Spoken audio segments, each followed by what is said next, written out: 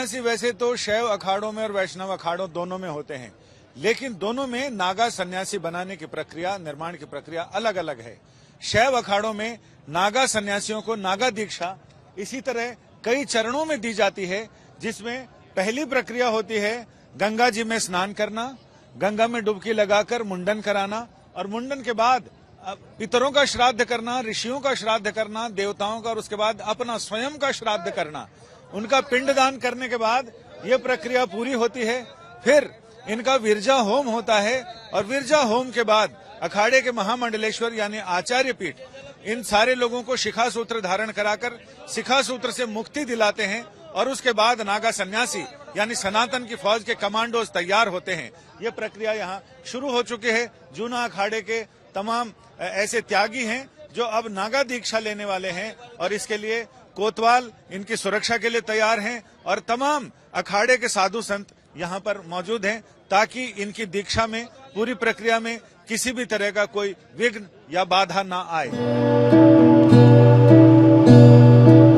गंगा में डुबकी लगाने के बाद सभी को पवित्र किया गया। हल्दी और पंचामृत से इन लोगों के शुद्धिकरण की प्रक्रिया की गई। इसके बाद इन्हें यज्ञोपवीत धारण कराया गया है, और दंड कमंडल दिए गए हैं। दंड कमंडल के प्रतीक इनके पास हैं।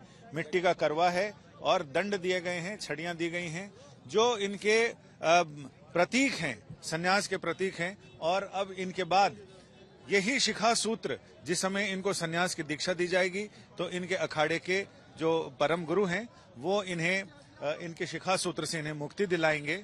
यानी ये कई प्रक्रिया है अपने आप को तिरोहित करने की। इसके बाद पिंडदान होगा। पिंडदान के बाद अपने पितृ कुल की 7 पीढ़ियों को और मातृ कुल के 7 पीढ़ियों का पिंडदान, फिर अपना पिंडदान।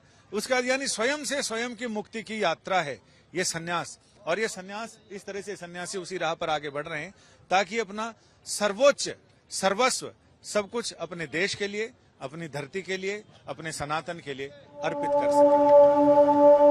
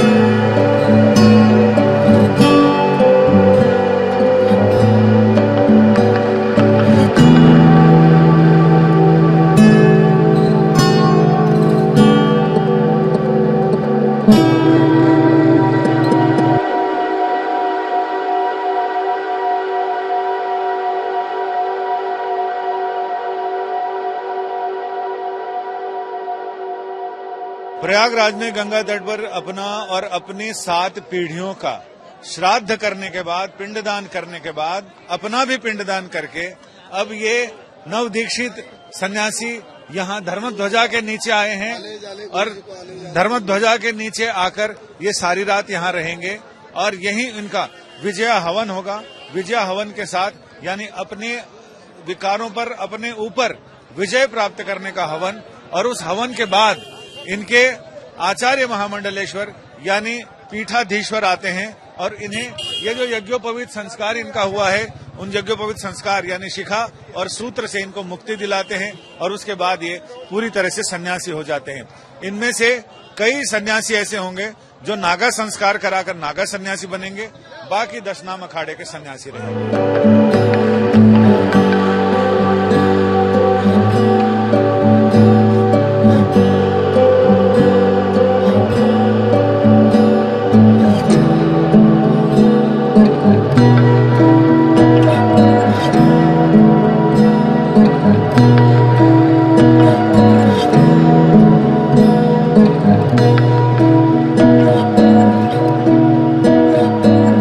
अखाड़े के धर्मध्वजा के नीचे रात भर रहने के बाद फिर विजय होम, और विजय होम के बाद इसी गंगा की कलकल करती धारा में 108 डुबकियां लगाने के बाद फिर परिव्राजक संन्यास के लिए पूरी तरह से तैयार हो जाता है।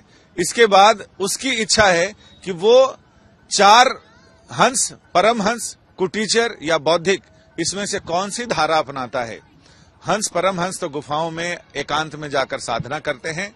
बौद्धिक घूम घूम कर पूरे देश में, वो कहीं एक जगह नहीं रहते, वो ज्ञान का प्रचार करते हैं, धर्म का प्रचार करते हैं। और कुटीचर आश्रमों में रहते हैं, यानी सब अपनी अपनी तरफ से सनातन के प्रचार प्रसार और उसके प्रति निष्ठा में लग जाते हैं।